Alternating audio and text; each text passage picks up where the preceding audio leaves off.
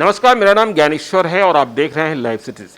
देखिए, देश और दुनिया में कोरोना की दूसरी लहर है और ये ज़्यादा भयावह दिखाई पड़ रही है। आज हमारे साथ हैं बिहार में सबसे भरोसेमंद डॉक्टरों की श्रेणी में शामिल डॉक्टर राजीव रंजन। स्वागत है सर आपका। नमस्कार, बहुत धन्यवाद। सर, एक सवाल बिहार में ये पूछा जाता है, दूसरी लहर आ गई है, हम और आप सभी सावधान हैं, अपने को बचाना है, सबों को बचाना है कि चैत का महीना है। पहले भी चैत के महीने में सर्दी, जुखाम, बुखार और इसके बाद बॉडी पेन, टेस्ट लॉस या फिर और भी पहले जब चलें तो इसी चैत महीने में चेचक का प्रकोप होता था और टीका लगाए जाते थे। तो ये जो दूसरी लहर आई है, ये चैत के महीने में जो पहले बीमारियां होती थीं उससे अलग कैसे है और नए लक्षण क्या दिखाई पड़ रहे हैं? देखिए ज्ञानेश्वर जी, बहुत माकूल प्रश्न है, क्योंकि चैत का महीना वायरस के लिए बड़ा मुफीद महीना माना जाता है। तो पहले भी वायरस थे, जैसे आपने कहा कि रेस्पिरेटरी ट्रैक्ट जितने वायरल थे, तो वायरल निमोनिया होता था, वायरल इन्फेक्शंस होते थे, सर्दी खांसी बुखार हुआ निकल गया, चेचक भी वायरस। तो इस महीने में सब तरह के वायरल इन्फेक्शंस होते थे जो कि लंग्स को इन्फेक्ट करते थे और 3-4 दिन रह करके आराम से वो निकल गया। अभी चूंकि एक पेंडेमिक का दौर जो आया, ये भयावह दौर, इसमें हर आदमी परेशान है। परेशान करने का मतलब है कि अगर कहीं कॉम्प्लिकेशन हो गया, क्योंकि बाकी जो वायरल इन्फेक्शंस होते थे उसमें कॉम्प्लिकेशन नहीं के बराबर था, उसमें न कोई एंटीबायोटिक चलता था न कहीं कोई, सिर्फ आप रेस्ट में रहिए और पानी पीते रहिए, शरीर को आराम दीजिए, थोड़ा पेन किलर वगैरह खाइए, ठीक हो जाता था। इस केस में है, बहुत सारे केस में सेल्फ रिकवरी भी हो जाती है, इवन इस पेंडेमिक में भी। लेकिन कभी कभी जो थ्रोम्बोटिक इन्फ्लामेशन चाहे जो भी कॉम्प्लिकेशन हुआ वो जानलेवा हो सकता है। इसलिए ये मेरी गुजारिश है कि चैत के महीना को आम वायरल इन्फेक्शन नहीं समझ के पहले हम लोग पहला जो संदेह की सुई है, अपना संदेह का दायरा बढ़ाते हुए पहले संदेह की सुई हम कोविड इन्फेक्शन की ओर जाएं।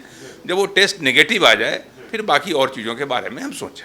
तो डॉक्टर साहब, आपने जैसा बताया कि चैत के जो वायरल थे या अभी जो वायरल हैं या वायरस है, दोनों के लक्षण समान हैं, लेकिन ये जो दूसरी लहर आई है, क्या इसमें 2020 के जो लक्षण दिखाई पड़ रहे थे उससे इतर भी कुछ लक्षण हैं जिससे आइडेंटिफाई किया जा रहा है? बिल्कुल सही। ये पब्लिक को जानने की ज़रूरत है कि ये जो नया तथा कि नया स्ट्रेन कह लें, जब लहर कह लें, तो इसमें जो नए सेट ऑफ सिम्टम्स आ गए। पहले तो जो सेट ऑफ सिम्टम्स थे अब जान ही रहे हैं कि खांसी है, बुखार है, देह में दर्द है, सर में दर्द है, थकान है। अब है कि बुखार तो है, बुखार नहीं भी रह सकता है। अब है कि अगर चमड़े पे रैसेस हो गए, स्किन रैसेस जो बहुत कॉमन है कोविड में इस समय, कंजक्टिवाइटिस हो गया, आंखों में लाली छा गई, ये कोविड हो सकता है। फिर पेट का गैस्ट्रो इंटेस्टाइनल सिम्टम्स जो हैं, गैस्ट्रो इंटेस्टाइनल सिम्टम्स, वो बड़ा कॉमन हो गया। यानी कहने का मतलब लूज मोशन आपको है, पेट में दर्द है, उल्टी का सेंसेशन हो रहा है। तो पेट में दर्द, उल्टी और भूख का नहीं लगना और पतला दस्त होना, ये नया सेट ऑफ सिम्टम्स जुड़ा है जो कि गैस्ट्रो इंटेस्टाइनल सिम्टम से अटैच्ड है। तो स्किन रैसेस, कंजक्टिवाइटिस, पेट का ये और पूरे शरीर में दर्द होना, थकान तो जो पहले था, थकान है, बुखार है, तो उसके अलावा इवन आपको बुखार नहीं भी रह सकता है, देह में दर्द नहीं भी रह सकता है।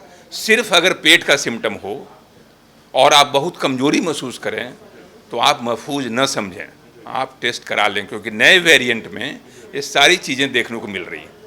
तो ये पब्लिक को शिक्षित करने की ज़रूरत है, आगाह करने की ज़रूरत है कि इन सारे लक्षणों से वो अपने आप को सुसज्जित कर लें, ताकि जब भी इस तरह के लक्षण मिले वो संदेह के दायरा उस तरफ जाए। तो डॉक्टर साहब, यदि चलिए मुझे लक्षण दिखाई पड़े या कहें कि सिम्टम कुछ कम भी थे, हमने टेस्ट करा लिया और आरटीपीसीआर टेस्ट पॉजिटिव आ गया, तो हमें क्या करना चाहिए? मुझे कुछ ऐसा लक्षण नहीं दिखाई पड़ा है जिससे लग रहा है कि हाँ हम बहुत ज़्यादा बीमार हैं, लेकिन टेस्ट रिपोर्ट पॉजिटिव आ गई, हम क्या शुरुआत कैसे करें अपने को? देखिए, सबसे बड़े कि जो माहौल हम हमेशा कहते हैं कि दहशत के माहौल को ख़त्म किया जाए। ऐसा नहीं है कि अगर पॉजिटिव आ गया तो आप डर के मारे आपकी नींद उड़ गई, क्या होगा? आपको कुछ नहीं होगा, अगर आपको कोई सिम्टम नहीं है, कुछ नहीं होने को है। लेकिन अगर आप अपने परिवार के लिए, अपने समाज के लिए चिंतित हैं तो आपको थोड़ी अपनी चिंता करनी पड़ेगी, आपको आइसोलेशन में जाना पड़ेगा। आपको चिंता की बात नहीं है क्योंकि आपको तो इन्फेक्शन लग चुका है, माइल्ड इन्फेक्शन है, तो आपको बहुत ज़्यादा परेशान होने की ज़रूरत नहीं है। लेकिन अगर आप आइसोलेशन में रहते हैं तो परिवार के अन्य सदस्यों को आप बचाते हैं, समाज के अन्य लोगों को बचाते हैं, तो आपकी भी अहम भूमिका है कि अपने परिवार, समाज और बच्चों को बचाएं। तो इसलिए आइसोलेशन में जाना आपका सबसे महान फ़र्ज है, सबसे पहला फ़र्ज है अगर आरटीपीसीआर पॉजिटिव आ गया तो। और अगर माइल्ड है, एसिम्प्टोमेटिक है, 10 दिन रहिए, आराम से खाइए पीजिए, ऑक्सीजन देखते रहिए, कॉम्प्लिकेशन की ओर अपने दिमाग को हमेशा, दिमाग की सुई को उधर रखिए और 10 दिन के बाद बाहर निकल जाइए, लोगों से मिलिए जुलिए, सबके बारे में सोचिए, कोई दिक्कत नहीं। तो डॉक्टर साहब बहुत बहुत धन्यवाद। डॉक्टर राजीव रंजन से आपने जाना कि जो चैट का जो वायरस था, जिसमें भी सर्दी, जुकाम, बुखार, स्वाद का चला जाना होता था, उससे ये कोरोना का जो दूसरा लहर है वो अलग कैसे है और इसमें नए लक्षण कौन से हैं जो दिखाई पड़ रहे हैं। आपको सावधान रहने की ज़रूरत है, डरने की ज़रूरत नहीं है। अपने को बचाना है, परिवार को बचाना है और देश दुनिया को बचाना है। तो हम डॉक्टर साहब के साथ फिर से अगले दिन हाजिर होंगे एक नए सवाल के साथ जो जोड़ी है। तो आज के लिए इतना ही। आप देखते रहिए लाइव स्टेटस को। यदि अब तक आपने हमारे यूट्यूब चैनल को सब्सक्राइब नहीं किया जरूर कर लीजिएगा। यदि इस वीडियो को फेसबुक के माध्यम से देख रहे हैं तो पेज को लाइक कीजिएगा, ट्विटर पर भी हमें फॉलो कीजिए। धन्यवाद।